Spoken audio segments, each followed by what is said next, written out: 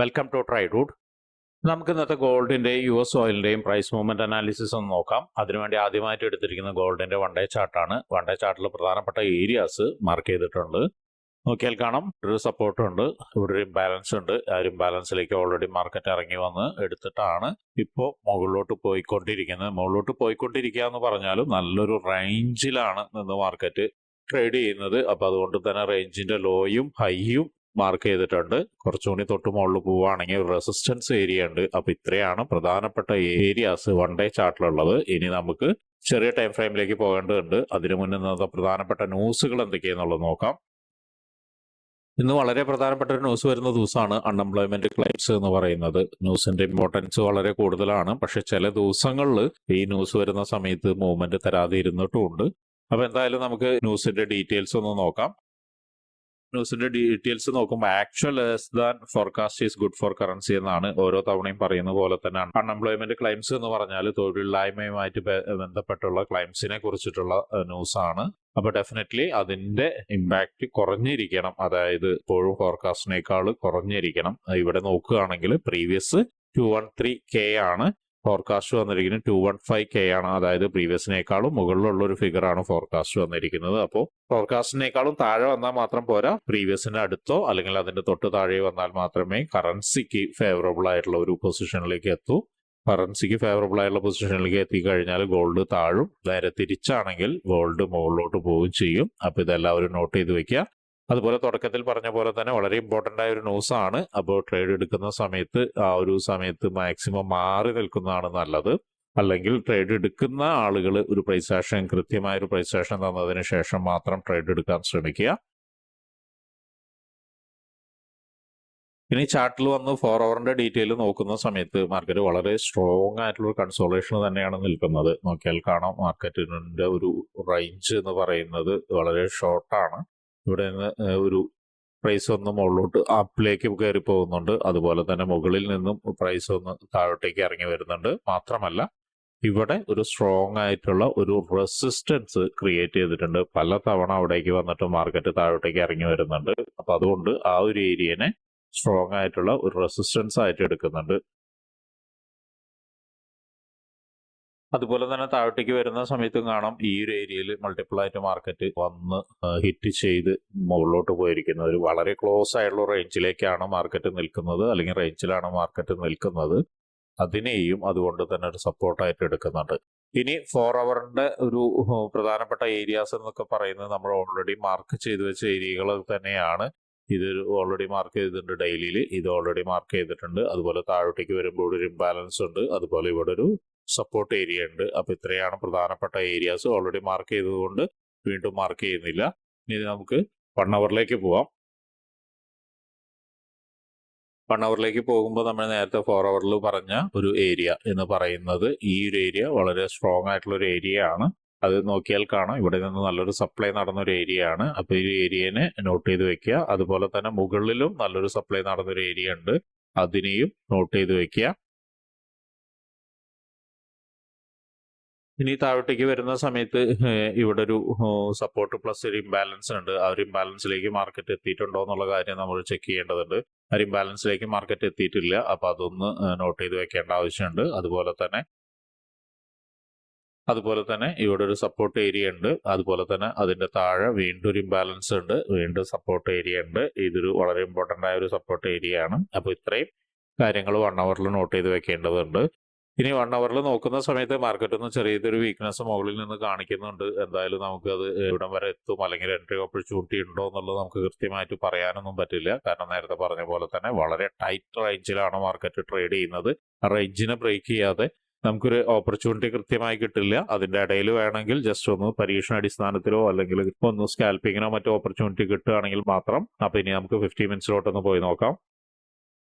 50 മിനിറ്റ്സിലോട്ട് വരുന്ന സമയത്ത് ഒരു ബൈ ഓപ്പർച്യൂണിറ്റി കാണുന്നുണ്ട്. പക്ഷെ അത് നേരത്തെ പറഞ്ഞ പോലെ തന്നെ ഒരു പരീക്ഷണാടിസ്ഥാനത്തിലേക്ക് എത്താനുള്ള സാധ്യത വളരെ കൂടുതലായതുകൊണ്ടാണ് ഒന്ന് സൂക്ഷിച്ച് കണ്ടു ട്രേഡ് എടുക്കേണ്ട പൊസിഷൻ കൂടിയാണത്. നോക്കിയാൽ കാണാം, ഇവിടെ ഒരു ഇംബാലൻസ് ഉണ്ട്. മാത്രമല്ല മാർക്കറ്റ് നല്ല സ്ട്രോങ് ആയിട്ട് ഇവിടെ നിന്ന് കയറിപ്പോയൊരു ഡിസ്പ്ലേസ്മെന്റോട് കൂടി കയറിപ്പോയ ഒരു ഏരിയയും കൂടിയാണ്. അപ്പോൾ ഇവിടേക്ക് എത്തുന്ന സമയത്ത് ഒരു ബൈ ഓപ്പർച്യൂണിറ്റി കാണുന്നുണ്ട്. അങ്ങനെയാണെങ്കിൽ ഇതിന്റെ താഴെ സ്റ്റോപ്പ് ലോസ് വെച്ചിട്ട് മാർക്കറ്റ് ഈ ഒരു ഹൈയിലേക്കൊക്കെ നമുക്ക് എക്സ്പെക്ട് ചെയ്യാവുന്നതാണ്. പക്ഷെ ശ്രദ്ധിക്കേണ്ട കാര്യം എന്തെന്ന് വെച്ചിട്ടുണ്ടെങ്കിൽ മാർക്കറ്റ് റേഞ്ച് ബൗണ്ടിലാണ്. അപ്പോൾ അതുകൊണ്ട് മാർക്കറ്റ് മിക്കവാറും അങ്ങോട്ട് എത്താൻ സാധ്യതയില്ല. നല്ലൊരു കൺഫർമേഷൻ എടുത്തതിന് ശേഷം മാത്രം ട്രേഡ് എടുക്കാൻ ശ്രമിക്കുക. അതിന്റെ ഇടയിൽ എന്തെങ്കിലും മാർക്കറ്റ് ഒന്ന് ലാഗ് ആവുകയോ അല്ലെങ്കിൽ ഒന്ന് റസ്റ്റ് ചെയ്യുകയോ ഉണ്ടെങ്കിൽ വളരെ പെട്ടെന്ന് എക്സിറ്റ് ചെയ്ത് ഇറങ്ങി പോരുന്നതായിരിക്കും നല്ലത്. മാത്രമല്ല ഈ ട്രേഡിന് സ്റ്റോപ്പ് ലോസ് വളരെ ഇമ്പോർട്ടൻ്റ് ആണ്. ഒരുപക്ഷെ ഇതിന്റെ ലോ എടുക്കാനുള്ള സാധ്യത ഉണ്ട്. ലോ എടുത്തു കഴിഞ്ഞാൽ വീണ്ടും താഴോട്ടേക്ക് വരും. താഴോട്ടേക്ക് വന്നു കഴിഞ്ഞാൽ ഈ ഒരു ഏരിയ ഒക്കെ ബ്രേക്ക് ചെയ്ത് വന്നു കഴിഞ്ഞാൽ നമുക്ക് എന്ത് ചെയ്യാം, അടുത്തൊരു സെല്ലിംഗ് ഓപ്പർച്യൂണിറ്റി കിട്ടാനുള്ള സാധ്യത ഉണ്ട്. അപ്പൊ അതുകൊണ്ട് എല്ലാവരും ശ്രദ്ധിക്കുക. ട്രേഡ് എടുക്കുന്ന ആളുകൾ ചെറിയൊരു ഓപ്പർച്യൂണിറ്റിയിലേക്ക് മാത്രം അത് ഉപയോഗിക്കുക, വലിയൊരു ട്രേഡിന് വെക്കാതിരിക്കുക. അപ്പൊ ഇത്രയാണ് ഒരു ബൈ എൻട്രി എന്ന് പറയുന്നത്. സെൽ എൻട്രി എന്ന് പറയുന്നത് ഈ ഒരു ക്യാൻഡലിന്റെ ലോയും ഇതും കൂടി ബ്രേക്ക് ചെയ്താൽ മാത്രമേ സെൽ എൻട്രി ഉള്ളൂ. ഒരു ടെസ്റ്റോ മറ്റോ നിന്ന് വലിയൊരു വീഴ്ച വരുന്നുണ്ടെങ്കിൽ മാത്രമേ സെൽ എൻട്രി ഉള്ളൂ. അല്ലെങ്കിൽ സെൽ എൻട്രിയെ കുറിച്ച് ചിന്തിക്കേണ്ട. അപ്പൊ ഇത്രയാണ് ഇന്നത്തെ ഗോൾഡിന്റെ അനാലിസിസ്. ഇനി നമുക്ക് US ഓയിലിലേക്ക് പോവാം. US ഓയിലിലേക്ക് വരുമ്പോൾ വളരെ അൺപ്രഡിക്റ്റബിൾ ആയിട്ടുള്ള ഒരു സിറ്റുവേഷനിലാണ് മാർക്കറ്റ് ഇപ്പൊ നിൽക്കുന്നത്. ഇന്നലെ നമ്മൾ എക്സ്പെക്ട് ചെയ്തിരുന്നത് ഒരു ബുള്ളിഷ് മൂവ്മെന്റ് ആയിരുന്നു. പക്ഷെ അൺഫോർച്ചുനേറ്റ്ലി മാർക്കറ്റ് ഒന്ന് മുകളിലോട്ട് കയറിപ്പോയി വീണ്ടും താഴോട്ടേക്ക് തന്നെ ഇറങ്ങി വന്നു. ഓരോ ദിവസവും നമ്മുടെ പ്രഡിക്ഷന് നേരെ ഓപ്പോസിറ്റ് ആയിട്ടാണ് പലപ്പോഴും മാർക്കറ്റ് സംഭവിക്കുന്നത്. പക്ഷെ എന്നിരുന്നാലും നമുക്ക് ചെറിയ ടൈം ഫ്രെയിമിൽ പോയിട്ട് ഇൻട്രാഡേ എന്നുള്ള രീതിയിൽ ട്രേഡിംഗ് ഓപ്പർച്യൂണിറ്റി ഉണ്ടോ എന്നുള്ളത് നോക്കേണ്ടതുണ്ട്. അതുകൊണ്ട് തന്നെ അനാലിസിസിൽ നമുക്ക് ആ ഒരു ഏരിയാസ് ഐഡന്റിഫൈ ചെയ്യേണ്ടതുണ്ട്. എന്തായാലും ഇപ്പോൾ നിൽക്കുന്നത് വൺ ഡേ ചാർട്ടിലാണ്. വൺ ഡേ ചാർട്ടിൽ പ്രധാനപ്പെട്ട ഏരിയാസ് മാർക്ക് ചെയ്തിട്ടുണ്ട്. റെസിസ്റ്റൻസ് ആൻഡ് സപ്പോർട്ട് മാർക്ക് ചെയ്തിട്ടുണ്ട്. ഒരു ക്ലോസ് റേഞ്ചിലാണ് റെസിസ്റ്റൻസ് ആൻഡ് സപ്പോർട്ട് മാർക്ക് ചെയ്തിരിക്കുന്നത്. ഇനി നമുക്ക് 4 അവറിലേക്ക് പോവാം. 4 അവറിലേക്ക് നോക്കുന്ന സമയത്ത് മാർക്കറ്റ് ഒരു ബെയറിഷ് മൂവ്മെന്റ് ആയ പോലെയാണ് കാണുന്നത്. നേരത്തെ പറഞ്ഞ പോലെ തന്നെ വളരെ അൺപ്രഡിക്റ്റബിൾ ആയിട്ടുള്ള ഒരു ലെവലിലാണ് മാർക്കറ്റ് നിൽക്കുന്നത്. അപ്പൊ അതുകൊണ്ട് നമുക്ക് കൃത്യമായിട്ട് ഒന്നും പറയാൻ കഴിയാത്തൊരു അവസ്ഥയിലാണ്. എനിവേ 4 അവറിൽ ഒരു ബെയറിഷ് മൂവ്മെന്റിലാണ് നിൽക്കുന്നത്. ഒരുപക്ഷെ ഈ ഒരു ക്യാൻഡലിന്റെ ഹൈ ബ്രേക്ക് ചെയ്ത് കഴിഞ്ഞാൽ, അതായത് ഈ ഒരു ഹൈ ബ്രേക്ക് ചെയ്ത് കഴിഞ്ഞ് ഒന്ന് താഴോട്ടേക്ക് വീണ്ടും ഇറങ്ങാനുള്ള സാധ്യത കാണുന്നുണ്ട്. അപ്പൊ എന്തായാലും അതിന് ഒന്ന് നോട്ട് ചെയ്ത് വെക്കുന്നത് നന്നായിരിക്കും. ഇനി 4 അവറിൽ പ്രധാനപ്പെട്ട ഏരിയാസ് എന്ന് പറയുന്നത് ഓൾറെഡി നമ്മൾ വൺ ഡേ ചാർട്ടിൽ മാർക്ക് ചെയ്ത് കഴിഞ്ഞതാണ്. ഇനി മറ്റൊരു ഏരിയ എന്ന് പറയുന്നത് ഇവിടെ ഒരു ഇംബാലൻസ് ആണ്. ഇത് വളരെ ഇമ്പോർട്ടന്റ് ആണ്, ഒന്ന് നോട്ട് ചെയ്ത് വെക്കുക. ഈ ഏരിയയിലേക്ക് വരുന്ന സമയത്ത് മിക്കവാറും നല്ലൊരു ബെയറിഷ് മൂവ്മെന്റ് കിട്ടാനുള്ള സാധ്യത കാണുന്നുണ്ട്. അപ്പൊ എന്തായാലും അത് നോട്ട് ചെയ്ത് വെക്കുന്നത് നന്നായിരിക്കും. ഇനി നമുക്ക് നോക്കുകയാണെങ്കിൽ ഈ ഒരു ക്യാൻഡലിന്റെ ലോ ബ്രേക്ക് ചെയ്ത് താഴോട്ടേക്ക് വരികയാണെങ്കിൽ ഇവിടെ സപ്പോർട്ടുകളുണ്ട്. ആ ഒരു സപ്പോർട്ടിനെ നമുക്ക് മാർക്ക് ചെയ്ത് വെക്കാം. ഇത്രയാണ് 4 അവറിൽ നോട്ട് ചെയ്ത് വെക്കുന്നത്. ഇനി നമുക്ക് 1 അവറിലേക്ക് പോവാം. 1 അവറിലേക്ക് പോകുന്ന സമയത്ത് മാർക്കറ്റ് ഇപ്പൊ നിൽക്കുന്നത് ഒരു ഇംബാലൻസ് ഏരിയയിലാണ്. നോക്കിയാൽ കാണാം, ഇവിടെ ഒരു ഇംബാലൻസ് ഏരിയയിൽ നിന്ന് ഇംബാലൻസ് എടുത്തിട്ടുണ്ട് മാർക്കറ്റ്. വീണ്ടും താഴോട്ടേക്ക് അവിടേക്ക് ഇറങ്ങി വന്ന് ഒരു ബെയറിഷ് മൂവ്മെന്റ് തന്നെയാണ് കാണിക്കുന്നത്. നമുക്ക് കൃത്യമായിട്ട് പറയാനായിട്ടില്ല. മാർക്കറ്റ് ക്ലോസ് ചെയ്താൽ മാത്രമേ പറയാൻ പറ്റുള്ളൂ. അപ്പൊ എന്തായാലും വെയിറ്റ് ചെയ്ത് നിൽക്കണം. ഇനി താഴോട്ടേക്ക് ഇറങ്ങി വരികയാണെങ്കിൽ ഇവിടെ 1 അവറിന്റെ ഒരു ഇമ്പോർട്ടന്റ് ആയ ഒരു ഏരിയ ഉണ്ട്. ഈ ഒരു ഏരിയ നമ്മൾ ഓൾറെഡി മാർക്ക് ചെയ്ത് വെച്ചിട്ടുണ്ട്. നോക്കിയാൽ കാണാം, ഇവിടെ ഒരു ലൈനായിട്ടും ഇവിടെ ഒരു ബോക്സ് ആയിട്ടും മാർക്ക് ചെയ്ത് വെച്ചിട്ടുണ്ട്. അവിടേക്ക് എത്തുന്ന സമയത്ത് ഒരു പക്ഷേ ഒരു റിയാക്ഷൻ കിട്ടാനുള്ള സാധ്യത ഉണ്ട്. അല്ലെങ്കിൽ കൃത്യമായ ഒരു കൺഫർമേഷൻ കിട്ടുകയാണെങ്കിൽ നല്ലൊരു ബൈ എൻട്രി വെക്കാം. അങ്ങനെ ബൈ എൻട്രി വെക്കുകയാണെങ്കിൽ നേരത്തെ പറഞ്ഞ പോലെ തന്നെ ഈ ഒരു ക്യാൻഡലിന്റെ ഹൈയിലേക്ക് വെക്കാവുന്നതാണ്. ഇവിടെ ഒരു ഇംബാലൻസും കൂടി ഉള്ളത് കൊണ്ട് ഈ ഒരു ക്യാൻഡലിന്റെ ഹൈയിലേക്ക് നമുക്ക് ഒരു ബൈ എൻട്രിയുടെ ടാർഗറ്റ് വെക്കാം. ഇനി സെൽ എൻട്രി എന്ന് പറയുന്നത് ഇതിന് താഴോട്ടേക്ക് വരണം. താഴോട്ടേക്ക് വന്നു കഴിഞ്ഞാലും ഒരു സപ്പോർട്ട് ഏരിയ ഉണ്ട് താഴോട്ട്.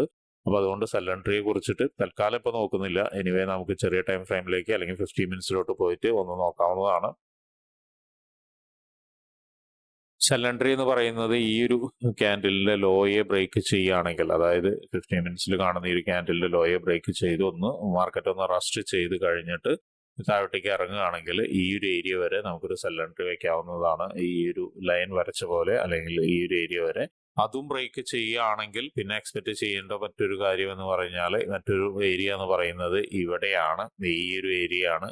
അപ്പൊ അതായത് സെൽ എൻട്രി നല്ല സെൽ എൻട്രി ആണെങ്കിൽ ഇവിടെ വരെ ടാർഗറ്റ് കിട്ടാൻ സാധ്യതയുണ്ട്. പക്ഷെ കൺഫർമേഷൻ വളരെ ഇമ്പോർട്ടന്റ് ആണ്. പ്രത്യേകിച്ചും മാർക്കറ്റ് ഇവിടേക്ക് അപ്രോച്ച് ചെയ്യുന്നത് എന്ന് പറയുന്നത് സ്ട്രോങ് ആയിട്ട് പലതവണ മാർക്കറ്റ് ഇവിടെ നിന്നിട്ട് മുകളിലോട്ട് പോയ ഏരിയ ആണ്. അപ്പൊ അതുകൊണ്ട് തന്നെ അവിടേക്ക് വരുന്ന സമയത്ത് ഒരു പക്ഷേ നല്ല രീതിയിലുള്ളൊരു റിയാക്ഷൻ കിട്ടാം, അല്ലെങ്കിൽ നല്ലൊരു റിവേഴ്സൽ കിട്ടാനുള്ള സാധ്യതയുണ്ട്. അപ്പോൾ അതെന്തായാലും അതൊന്ന് നോട്ട് ചെയ്ത് വെക്കുക. ഇനി ബൈ എൻട്രി എന്ന് പറയുന്നത് തൽക്കാലം ഇപ്പൊ കാണുന്നില്ല. ഇനി ബൈ എൻട്രി എടുക്കണമെന്നുണ്ടെങ്കിൽ ഈ ഒരു ക്യാൻഡലിന്റെ മുകളിൽ കയറിപ്പോയി മാർക്കറ്റ് കുറച്ച് നേരം ഒന്ന് റെസ്റ്റ് ചെയ്തതിന് ശേഷമേ ബൈ എൻട്രി എടുക്കാൻ പറ്റുള്ളൂ. പക്ഷെ വലിയൊരു ഇംബാലൻസ് ഇവിടുന്ന് ക്രിയേറ്റ് ചെയ്തിട്ടുണ്ട്. അപ്പൊ അതുകൊണ്ട് ഇവിടേക്ക് എത്തുന്ന സമയത്ത് ഒരുപക്ഷെ വീണ്ടും സെല്ലിനൊരു ഓപ്പർച്യൂണിറ്റി കിട്ടാവുന്നതാണ്. ഇവിടെ വന്ന് ഒരുപക്ഷെ മാർക്കറ്റ് വലിയൊരു വീഴ്ച വീഴുകയാണ്, എന്നിട്ട് റീടെസ്റ്റ് വരികയാണെങ്കിൽ ഒരു സെൽ ഓപ്പർച്യൂണിറ്റി എടുക്കാം. അങ്ങനെയാണെങ്കിൽ താഴോട്ടേക്ക് വരാം. ഈ ഒരു ഇത് ബ്രേക്ക് ചെയ്ത് വീണ്ടും താഴോട്ടേക്ക് വരാം. ഇവിടം വരെ എത്താവുന്നതാണ്. എന്തായാലും അതൊന്ന് ഓർത്ത് വയ്ക്കുക. അതിന്റെ ഇടയിൽ ഇവിടെ എവിടെയെങ്കിലും ഒരു പാറ്റേണോ മറ്റോ ക്രിയേറ്റ് ചെയ്തിട്ടാണ് പോകുന്നത് എങ്കിൽ ഒരുപക്ഷെ അവിടേക്ക് എത്താനും സാധ്യതയില്ല. ആ പാറ്റേണിൽ നിന്ന് വീണ്ടും തിരിച്ച് മാർക്കറ്റ് മുകളിലോട്ട് തന്നെ പോവാം. എന്തായാലും ഇപ്പോഴത്തെ അവസ്ഥയിൽ കൃത്യമായിട്ട് സെൽ എൻട്രിയും ബൈ എൻട്രിയും നമുക്ക് പറയാൻ കഴിയില്ല. കാരണം എന്താണെന്ന് വെച്ചിട്ടുണ്ടെങ്കിൽ മാർക്കറ്റ് നിൽക്കുന്ന ഒരു ഏരിയ അതായത് കൊണ്ടാണ്, ഒരു അല്പം ഇമ്പോർട്ടൻ്റ് ആയ ഒരു ഏരിയ ആണ്. ഒരുപക്ഷെ മുകളിലോട്ടോ താഴോട്ടേക്ക് പോവാം. ബ്രേക്ക് ചെയ്യാനോ അല്ലെങ്കിൽ മുകളിൽ പോയിട്ട് റീടെസ്റ്റ് എടുക്കാനോ എല്ലാം സാധ്യത ഉണ്ട്. എന്തായാലും അത് ലൈവ് മാർക്കറ്റിൽ ഇരുന്നതിന് ശേഷം മാത്രം ട്രേഡ് എടുക്കുന്നതായിരിക്കും നല്ലത്. അപ്പൊ ഇത്രയാണ് ഇന്നത്തെ US ഓയിലിന്റെ അനാലിസിസ്. അതുപോലെ തന്നെ നിങ്ങൾക്ക് ആർക്കെങ്കിലും ട്രേഡ് റൂട്ടിന്റെ ഒപ്പം ജോയിൻ ചെയ്ത് ഫ്രീ ആയിട്ട് ഫോറക്സ് ട്രേഡിംഗ് പഠിക്കാൻ താല്പര്യമുണ്ടെങ്കിൽ ഈ വീഡിയോയുടെ ഡിസ്ക്രിപ്ഷനിൽ ഒരു ഗൂഗിൾ ഫോം ഉണ്ട്. ആ ഗൂഗിൾ ഫോം ഫില്ല് ചെയ്യുക. അപ്പൊ എല്ലാവർക്കും നല്ലൊരു പ്രോഫിറ്റബിൾ ഡേ ആവട്ടെ എന്നുള്ള ആശംസിക്കുന്നു.